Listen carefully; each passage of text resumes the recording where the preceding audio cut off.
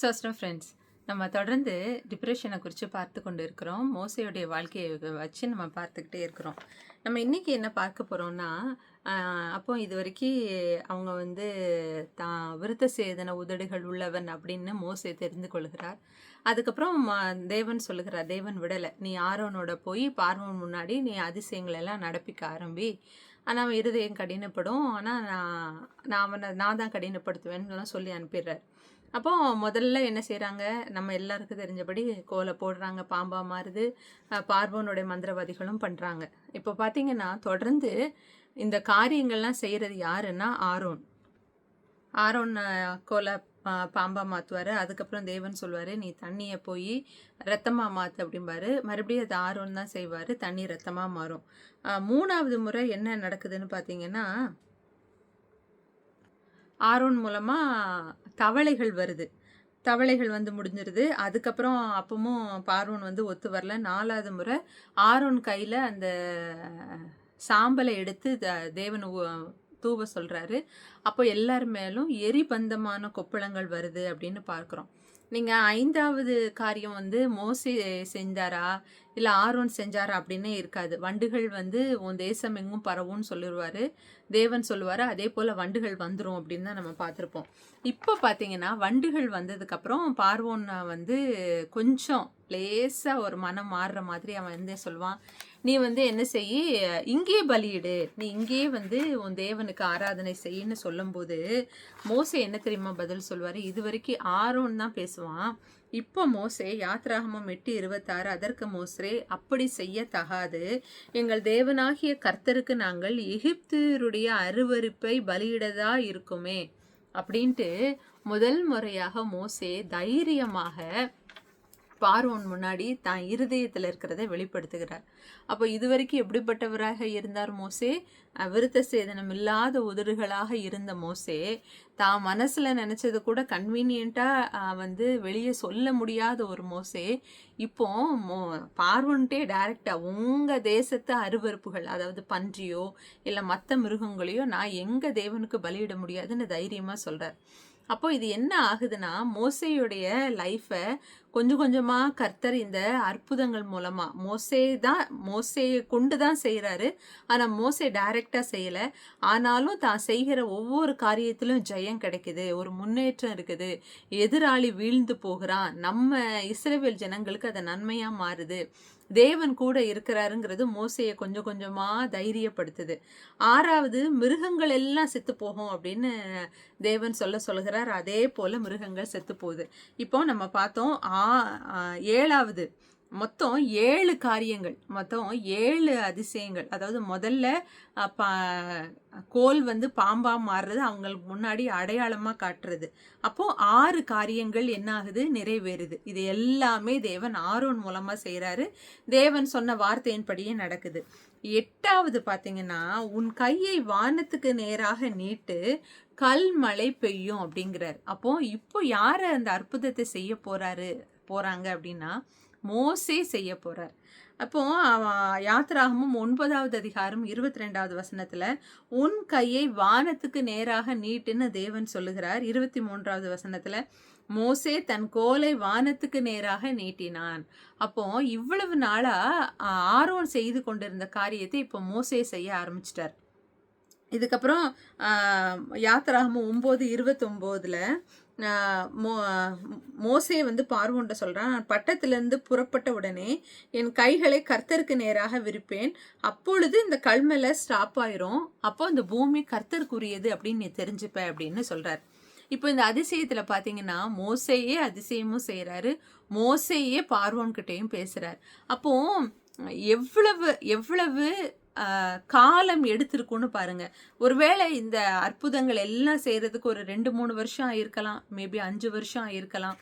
இது வந்து ஒரு கணிப்பு தான். இது என்ன, சில மாதங்களில் கூட இந்த அற்புதங்கள் எல்லாவற்றையும் தேவன் நடப்பித்து சரியா 430வது வருஷத்துல அழைத்து கொண்டு போயிருக்கலாம்.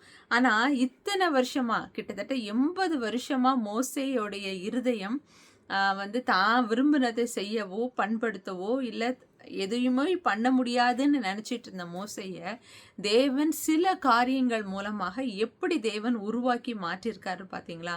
இந்த சின்னவனை புழுதியிலிருந்து எடுத்து பிரபுக்களோடு உட்கார வைப்பேன்னு நமக்கு ஒரு வசனம் தெரியும். வந்து நம்ம அண்ணாலும் ஜெபிக்கிறாங்க, நம்ம சங்கீதத்திலையும் இதை பார்க்குறோம். அப்போ சின்னவன் வந்து பெரியவனாக மாறணும், புழுதியில் இருக்கிறவன் உயரத்தில் போய் உட்காரணும்னா மேஜிக்கில் நடந்தா அவங்களால அன்று ஒரு நாள் வேண்டாம் இருக்கலாமே ஒழிய தொடர்ந்து இருக்க முடியாது. அப்போ கர்த்தர் என்ன செய்கிறாரு? ஞானத்தை, தைரியத்தை, அதற்கேற்ற சூழ்நிலையை கொஞ்சம் கொஞ்சமாக கொடுத்து மோசையுடைய இருதயம் இப்போ என்ன ஆகுது?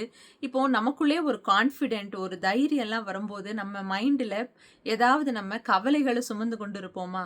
நம்மளால் செய்ய முடியுது, நாம் வந்து செயல்பட ஆரம்பிச்சிட்டோம், நாம் வந்து சும்மா இல்லை, நமக்குள்ள பலன் இருக்குது அப்படிங்கிறதே நம்மளை என்ன செய்யும்? இன்னும் மோட்டிவேட் பண்ணிக்கிட்டே இருக்கும். அப்போ இங்கே மோசே ஒரு 7 அதிசயம் வரைக்கும் பக்கத்துல இருந்து பார்த்த மோசே இப்பொழுது மோசையே செய்ய ஆரம்பிக்கிறாரு. இப்போ 9வது பார்த்தீங்கன்னா, வெட்டுக்கிளிகள் வரக்கடுவது அப்படின்னொன்னே தேவன் சொல்லுகிறார், உன் கையை வானத்துக்கு நேராக நீட்டுன்னொன்னே மோசே தன் கோலை வானத்துக்கு நேராக நீட்டுகிறார். ஒருவேளை நீங்கள் வந்து இந்த வெட்டுக்கிளிகளாக இருக்கட்டும், கல்மலையாக இருக்கட்டும், இந்த வெட்டுக்கிளியாக இருக்கட்டும், இது ரெண்டுக்குமே தேவன் என்ன சொல்வார்னா, நீ உன் கையை வானத்துக்கு நேராக நீட்டுன்னு தான் சொல்வார். ஆனால் மோசே கோலை வானத்துக்கு நேராக நீட்டுவார். ஒருவேளை நம்ம இதை கொஞ்சம் கவனித்து படிக்கும்போது மோசே வந்து தேவனுக்கு விரோதமாக இல்லை தேவன் சொன்னதுக்கு மாற்றா செய்கிறாரோ அப்படின்னு நமக்கு தோணும். ஆனால் பின்னாடி ஏன் இப்படி தேவன் சொன்னார், மோசே வந்து தப்பாக நடந்துக்கலங்கிறதுக்கு நம்ம செங்கடல் கிட்ட போகும்போது நமக்கு அதற்கான விடை கிடைக்கும். நான் அந்த டைமில் இதை சொல்கிறேன். அப்புறம் மோசே வந்து மறுபடியும் தேவன்கிட்ட போய் ஜெபிக்கும் போது மேல்காற்று வீசி என்ன செய்யுது? எல்லா வெட்டுக்கிளிகளும் அந்த நதியில் போய் விழுந்துருது. இதுக்கப்புறம் பார்வோன் கூப்பிட்டு விடுறாரு, சரி உன்னுடைய பிள்ளைகளையும் பெண் ஜாதிகளையும் விட்டுட்டு நீங்கள் ஆண்கள் எல்லாரும் உங்களுடைய கால்நடைகளோட போய் உங்கள் தேவனுக்கு பலியிட்டுட்டு நீங்கள் திரும்ப வாங்க அப்படின்னும் போது மோசே ஒத்துக்கலை. நாங்கள் குடும்பமாக போய் தான் நாங்கள் பலியிடுவோம் அப்படின்னோடனே பார்வோனுக்கு கோபம் ஆயிடுது. நீ இன்னொரு தடவை என்னை மீட் பண்ணக்கூடாதுன்னு மோசையும் சொல்லிடுறார். ஆமாம், நான் உன்னை மீட் பண்ண போகிறதில்லை அப்படின்ட்டு வந்துடுறார். அப்போ மோசையுடைய பேச்சு துணியை பாருங்க, முதல்ல இருந்த மோசைக்கும் இப்போ இருக்கிற மோசைக்கும். இதுக்கப்புறம் தேவன் சொல்கிறாரு, நான் வந்து கார் இருளை கொண்டு வர போகிறேன், உன் கையை வானத்துக்கு நேராக நீட்டுன்னொன்னே அதே போல் பண்ணுறாரு கார் இருள். இதுக்கப்புறம் தான் பார்த்தீங்கன்னா 11வது வசனம், 11வது அதிகாரம் 3வது வசனம், மோசே என்பவன் எகிப்து தேசத்திலும் பார்வோனுடைய ஊழியக்காரரின் பார்வைக்கும் ஜனங்களின் பார்வைக்கும் மிகவும் பெரியவனாய் இருந்தான். அப்போ இந்த மிகவும் பெரியவங்கிற ஸ்தானத்துக்கு மோசே வரதுக்கு திக்கவாயும் மந்தனாவும் உள்ள மேய்ப்பனாக இருந்த மோசே, கொலைகாரனாக இருந்த மோசே, உன்னை யார் எனக்கு அதிகாரியாக வைத்தான்னு அவனை அசட்டை பண்ணின ஜனங்களுக்கு மத்தியில இன்னைக்கு தேவன் எப்படி வைத்திருக்குன்னா, எகிப்து ஜனங்களுக்கு மத்தியிலையும் இஸ்ரவேல் ஜனங்களுக்கு மத்தியிலும் மோசே பார்வைக்கு பெரியவனாக காணப்பட்டானாம். அப்போ இந்த அளவுக்கு தேவன் உயர்த்தினது எதனாலனா, தேவன் கூடவே இருந்து மோசே என்ன செய்யறாரு? அவனை மோட்டிவேட் பண்ணி ஒவ்வொரு காரியமா செய்யறாரு. இப்போ நம்மளுக்குள்ளேயும் ஏதோ ஒரு கவலை கஷ்டம் இருக்குன்னு வைங்களேன், அதுல இருந்து நம்ம வெளியே வர எவ்வளவு போராடினாலும் தேவனுடைய பலன் இல்லாம இதுல இருந்து பூரணமா வெளியே வர முடியாது. நீங்கள் இந்த உலகத்தில் இருக்கிற எந்த சைக்காலஜிஸ்ட்டோ இல்லை எந்த விதமான அதில் ரொம்ப அவங்க தான் இருக்கிறதுலே பெஸ்ட்டு அப்படிங்கிறவங்கக்கிட்ட நீங்கள் போனாலும் சரி, எத்தனையோ சிட்டிங்ஸ் வர சொல்லுவாங்க. அதுபோல் அவங்களால உங்கள் இருதயத்தில் இருக்கிற கவலைகளுக்கு ஒரு மாற்று தரம் சொல்ல முடியுமே ஒழிய உங்களை உயர்த்துவது தேவன் கரத்தில் மட்டும்தான் இருக்குது. ஸோ இந்த இடத்துல பார்த்தீங்கன்னா அடுத்தது யாத்திராகமம் 13:19 மோசே தன்னுடைய யோசேப்பின் எலும்புகளை எடுத்து கொண்டு போகிறான். அப்போ தன் மூதாதையர் மூலமாக சொல்லப்பட்ட தீர்க்க தரிசனம் வரைக்கும் தேவன் மோசையை கொண்டு நிறைவேற்றுகிறார். இப்போ இவ்வளவு தூரம் மோசையால் எப்படி நின்று இந்த காரியங்கள் எல்லாம் செய்ய முடியுதுன்னு நீங்கள் பார்த்தீங்கன்னா, மோசே கடந்து வந்த பாதை, மோசே இருதயத்தில் ஆழமாக இருந்த வடு, இதெல்லாம் என்ன செய்து மோசையை இப்படிப்பட்ட காரியங்களை செய்ய பலன் கொடுக்குது. இப்போதான் செங்கடலுக்கிட்ட வர்றாங்க. அப்போ வந்து கர்த்தர் சொல்கிறாரு, யாத்ராகமம் 14:16 நீ உன் கோலை ஓங்கி உன் கையை சமுத்திரத்தின் மேல் நீட்டு, சமுத்திரம் பிளந்து விடும். அப்போ தேவன் என்ன சொல்றாரு, நீ உன் கையில இருக்கிற கோலை ஓங்கி உன் கையில இருக்கிற கோலோட சேர்த்து சமுத்திரத்துல நீட்டு, என்ன செய்யும், சமுத்திரம் பிளந்துரும். இதே தான் தேவன் இதுக்கு முன்னாடி இருக்கிற 2 இந்த கல்மலையிலையும் வெட்டுக்கிளியிலும் சொல்லுவார். உன் கையை நீட்டுனோடனே மோசே வந்து கோலை நீட்டுவாருன்னொன்னே அது வந்து தேவனுக்கு எதிராக மோசே செய்யல. உன் கையில கோலை பிடித்து கொண்டு உன் கையை வானத்துக்கு நேராக நீட்டி. இந்த இடத்துல செங்கடலுக்கு முன்னாடி அப்படிதான் தேவன் செய்ய சொல்றார். அப்போ ரா முழுவதும் கீழ்காற்று, பலத்து கீழ்காற்று அடித்து என்ன செய்யுது, செங்கடல் பிளக்குது. அப்போ மோசேய வெறுமன தேவன் உயர்த்தல. அதாவது இந்த உலகத்துல இதுவரைக்கும் இப்படிப்பட்ட ஒரு காரியம் எந்த மனுஷனை கொண்டுமே நடக்கல அப்படிங்கிற அளவுக்கு ஒரு மகா பெரிய உயரத்திற்கு தேவன் வந்து மோசேய கூட்டிக் கொண்டு போகிறார். ஜலம் எகிப்தியர் மேலும் அவர்களுடைய ரதங்கள் மேலும் அவர்களுடைய குதிரைகள் மேலும் திரும்பும்படி உன் கையை சமுத்திரத்தின் மேல் நீட்டுங்கிறாரு. திரும்பவும் என்ன செய்து, சமுத்திரம் ஃபுல்லா இதாகி எல்லாருமே அழிந்து போகிறாங்க. அப்போ கர்த்தர் எகிப்தியரில் செய்த அந்த மகத்தான கிரியைகளை இஸ்ரவேல் கண்டார்கள்.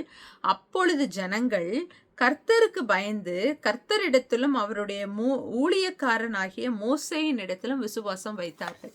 இப்போ இந்த விசுவாசங்கிற டேர்ம் இருக்கு பாத்தீங்களா, தேவனுக்கு நம்ம விசுவாசமா இருக்கலாம், ஆனா ஒரு மனுஷனுக்கு நம்ம வெளிப்பிரகாரமாக அவர் நமக்கு முதலாளியா இருக்கிறாரு, நம்ம பெற்றோரா இருக்கிறாங்க, நமக்கு ரொம்ப என் பெஸ்ட் ஃப்ரெண்டு, அதனால நம்ம விசுவாசமா இருக்கோம்னு சொல்லலாம்.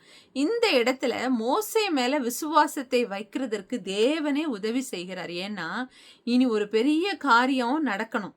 இனி இந்த எகிப்தை விட்டு வெளியே வந்தாச்சு, இந்த செங்கடலை கடந்தாச்சு. இதுக்கப்புறம் ஒரு பெரிய காரியத்தை மோசே மூலமாக தேவன் செய்யணும். அதுக்கு மோசேயுடைய வாக்குக்கு ஜனங்கள் எல்லாரும் கீழ்ப்படியணும்.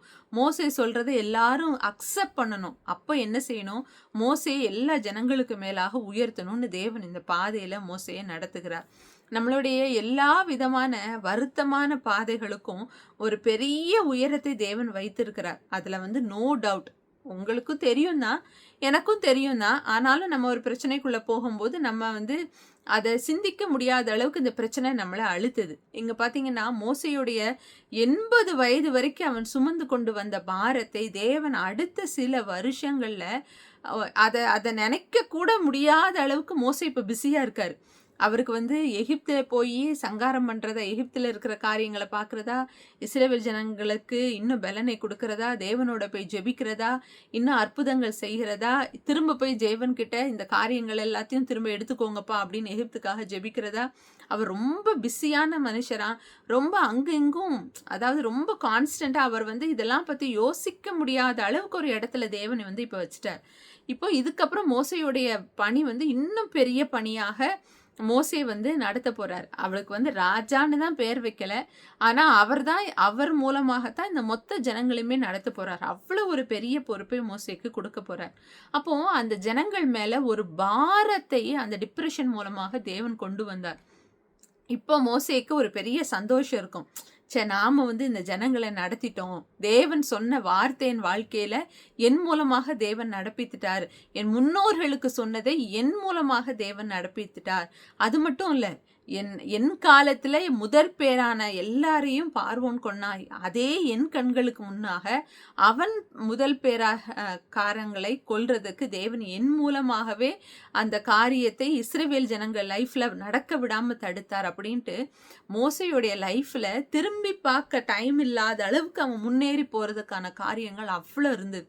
அந்த அளவுக்கு தேவன் மோசையை உயர்த்தினார். நமக்காகவும் தேவன் வைத்திருக்கிற காரியம் அவ்வளவு பெரிது.